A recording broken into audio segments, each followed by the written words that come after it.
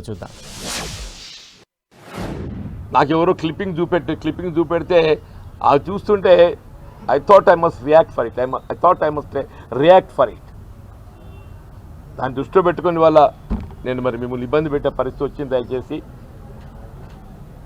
ఏదైనా నా ప్రజా జీవితం 4 దశాబ్దాలుగా ఏదైతుందో నేను ఎక్కడున్నా అంకిత భావంతో పనిచేస్తున్నా. ఏ హోదా ఉన్నా లేకున్నా నా ప్రజా జీవితం అంకిత భావంతో పనిచేస్తున్నా. రైతాంగమే కానీ, రైతు కూలీలే కానీ, దళితులు, బలహీన వర్గాలు, మా మహిళల ఆడబిడ్డలు, you will be surprising. I'm telling, ఇలా జగిత్యాల మున్సిపాలిటీ ఏదైతున్నదో బలహీన వర్గాలకు ఆడబిడ్డలకు రిజర్వ్ చేయబడ్డట్టు ఒక స్థానం, బలహీన వర్గాలు ఆడబిడ్డకు రిజర్వ్ చేయబడ్డ స్థానం, ఆ స్థానానికి ఎంపికైనటువంటి ఒక బలహీన వర్గాల ఆడబిడ్డ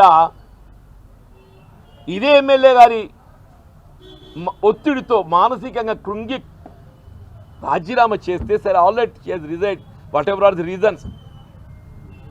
మళ్ళీ ఎన్నికలు నిర్వహింపజేయాలి కదా, చట్టంలో ఉండేట్టుగా చిన్న లొసుగు అని చెప్పంటున్నా. ఇప్పుడు మిత్రుడు సంజయ్ కుమార్ గారు కూడా చాలా మేధావి, ఆయన విద్యావంతుడు, మెడికల్ గ్రాడ్యుయేట్, ఆయన చట్టం పట్ల అవగాహన ఉన్నది. ఆనాడు దయాకర్ రావు గారు ఈయనకి అత్యంత సన్నిహితుడు, కేటీఆర్ గారు కూడా సన్నిహితుడు. ఎవరున్నగలుగుతుందో ఆ చట్టంలో ఉన్నట్టు చిన్న పార్టీ ఆ లేకున్నా దాన్ని సరి చేసి ఎన్నికలు నిర్వహించాలని. మళ్ళీ రాష్ట్రంలో కాంగ్రెస్ ప్రభుత్వం ఏర్పడి నేను ఎప్పుడైతే దాన్ని ప్రభుత్వం ముఖ్యమంత్రి గారి దృష్టికి తీసుకెళ్ళి రెక్టిఫై చేయించు, మళ్ళీ ఎన్నికలు జరిగి ఆ స్థానాన్ని మళ్ళీ బలహీన వర్గాలు ఆడబిడ్డలతో భర్తీ చేయించాలని చెప్పండి. This the commitment. ఊరికే మాటలు వల్లె వేయటం కాదు, ఎవరి కమిట్మెంట్ ఏంటి అని కూడా ప్రజలు గమనిస్తూ అని చెప్పంటావు. నువ్వు ఎందుకు పార్టీ ఫిరాయించాలని ప్రయత్నం చేసినావు? 20 మాసాలే అయిందా నువ్వు పార్టీ ముఖ్యమంత్రి గారి మద్దతు తెలుపబట్టి? 20 మాసాలు అవుతుంది. ఏం అభివృద్ధి సాధించినవో మరి. ఇక యావర్ రోడ్ ఏదైతుందో విస్తరణ అనేది ఇక జగిత్యాల ముద్దటికెళ్ళి నానుతున్నది. యావర్ రోడ్ విస్తరణ అని చెప్పంటున్నా.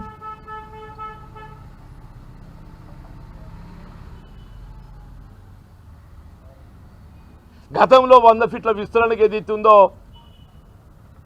వీళ్ళ టౌన్ ప్లానింగ్ డిపార్ట్మెంట్కి వెళ్ళి ప్రభుత్వాన్ని నివేదింపజేస్తే అక్కడ తట్టుపెట్టి, సరే ఈయన వచ్చినాక నేనే దాన్ని చేస్తున్నా అని చెప్పని దాన్ని ఏదో చేయవేయండు. టీడీఆర్ని పట్టుకొచ్చాడు. ఆ టీడీఆర్ అని ఇంతవరకు ఎవరికి అర్థమే కాలేదు టీడీఆర్ ఏందని.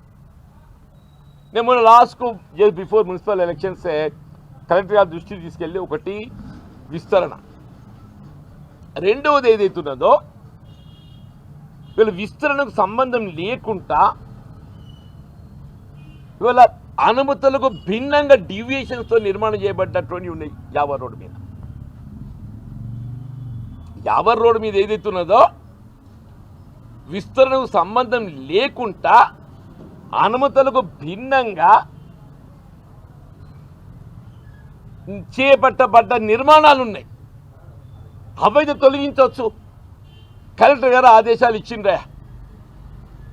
యావర్ రోడ్ మీద ప్రత్యేకించి నాట్ ఎనీవేర్ ఎల్స్. ఎందుకంటే యావర్ రోడ్ ప్రధానంగా చర్చలు ఉన్నది కాబట్టి యావర్ రోడ్డు మీద అనుమతులకు భిన్నంగా ఏవైతే నిర్మాణాలు చేపట్టబడ్డాయో వాటి తొలగింప చేయాలి అని చెప్పని జిల్లా కలెక్టర్ గారు కమిషనర్ గారికి ఆదేశాలు ఇచ్చారు. ఇంతవరకు ఏదైతుందో దాని మీద స్పందన లేదు.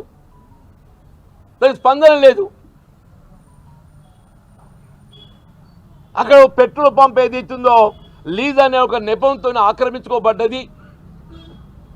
దానిపై చర్యలు తీసుకోవాలని చెప్పని రాజకీయాలకు అతీతంగా అందరూ స్పందించి కలెక్టర్ గారి దృష్టికి తీసుకెళ్ళిండ్రు. కలెక్టర్ గారు ఏదైతుందో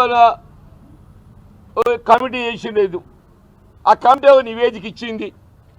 మరి ఆ కమిటీ నివేదిక ఏమి ఇచ్చింది? ఆ నివేదికలు బహిర్గతం చేయండి.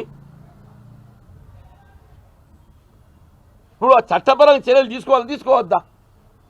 ఎవడో ఆక్రమించుకుంటే ఏదైతుందో గతంలో జాప్యమైంది, కారణం ఏదైనా కానీ ఇవాళ ఏదైతుందో అది వాళ్ళ లైట్ అంటే వెలుగులోకి వచ్చింది, అది వెలుగులోకి వచ్చింది. అందరూ అనుకుంటున్నారు వచ్చే కొత్త మున్సిపాలిటీ, ఈ కొత్త మున్సిపాలిటీకి ఏదైతుందో యావర్ రోడ్ ఆక్రమణలు తొలగింపజేయటం, ఆ పెట్రోల్ పంప్ ఆక్రమణ తొలగింపజేయటం ఇది ప్రధాన బాధ్యత ఉంటుందని చెప్పని భావించింది. అని ఎమ్మెల్యే గారికి అభివృద్ధిలో భాగం అనుకుంటలేడా? ఇది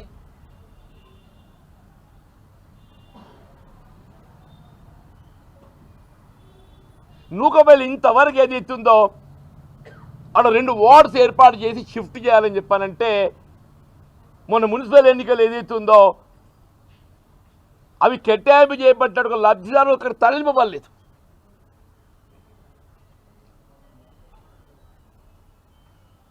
ఇవాళ కూడా పేపర్లో గమనించింది, ఎవరికైతే కేటాయింపు చేయబడ్డ లబ్ధిదారులు మరి కేటాయింపు చేయబడ్డటువంటి గృహాలలో నివాసితం లేకుంటుంటే అవి క్యాన్సిల్ చేయబడతాయని చెప్పాను.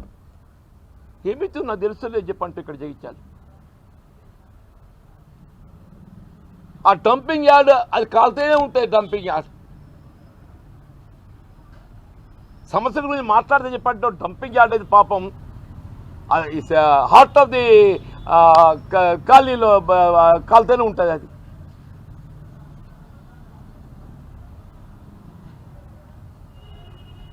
సరే ఏదైనా కానీ ఏది ఇస్తుందో ఇవాళ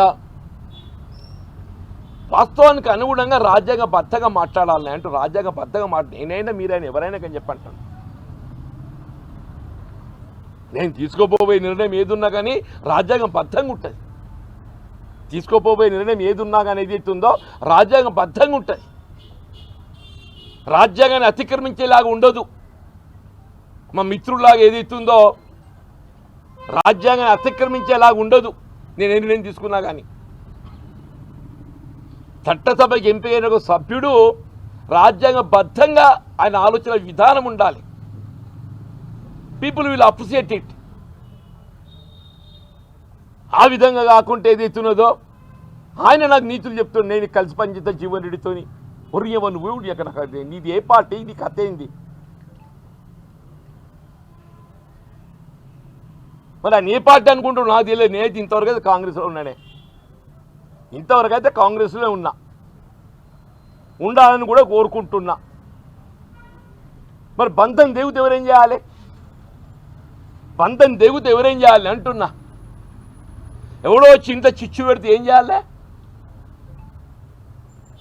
ఇలా మన ఒక ఉన్నది శాస్త్రం, ఇంట్లో ఉడుగుని చూస్తే ఏం చేస్తారే? ఇంట్లో ఉడుగుని చూస్తే ఏం చేస్తారు అంటున్నా నేను.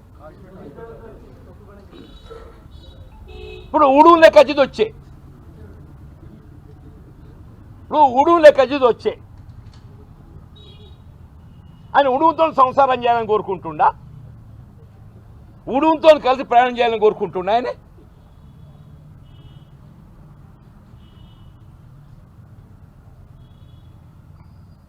నిన్నటి వరకు ఏదైతుందో మొత్తం రాష్ట్రానికి ఆదర్శంగా ఉన్న నియోజకవర్గం జగిత్యాల ఉమ్మడి ఆంధ్రప్రదేశ్ రాష్ట్రంలో రాష్ట్రానికి ఆదర్శం. మన తెలంగాణ రాష్ట్ర ఏర్పాటు ఉద్యమంలో కేసీఆర్ గారు రాజీనామా చేస్తే కేసీఆర్ గారిపై అభ్యర్థిగా పోటీకి జగిత్యాల నియోజకవర్గంకి అభ్యర్థి పెట్టాలని చెప్పని ఇది అఖిల భారత కాంగ్రెస్ పార్టీ కోర్టు సెలెక్టెడ్ మీ. నేను జగిత్యాల ప్రాంత వాస్తవాన్ని ఇక్కడ ఈ నడిగడ్డ కాబట్టి, జగిత్యాల నడిగడ్డ కాబట్టి ఏదైతుందో కేసీఆర్ని ఎదిరించాలని చెప్పంటే జగిత్యాల ప్రాంతం వాస్తవుడు కావాలి అభ్యర్థి అని చెప్పని అవకాశం కల్పించి ఇక్కడ ఐక్యత.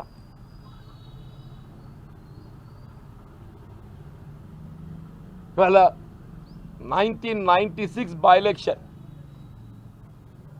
నేను అనుకుంటా, నాకు తెలిసి మిత్రులు గూగుల్లో పోతే తెలుస్తుంది, ఉప ఎన్నికల్లో అపోజిషన్ అభ్యర్థికి 74% ఓటు వచ్చింది.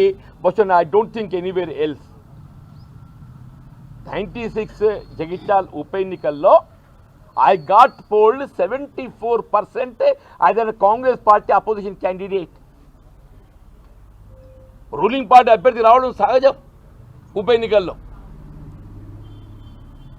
నాకు 84,000 83 కిలో నాకు వచ్చినాయి. మిత్రుడు వేణుగారికి ఏది అవుతుందో 29,000 ఎంతో ఆయనకు వచ్చినాయి. బండారు వేణుగారికి అది జగిత్యాల కాంగ్రెస్ పార్టీ ఐక్యత చిహ్నం అంటున్న. జగిత్యాల కాంగ్రెస్ పార్టీ ఐక్యత చిహ్నం. నేను ఇది ఎందుకు చెప్తున్నాను చెప్పంటే, అటువంటి కాంగ్రెస్ పార్టీ ఐక్యత ఏది ఇస్తుందో, చిన్న భిన్నం చేసి విఘాతం చేసే విధంగా ఏది ఇస్తుందో,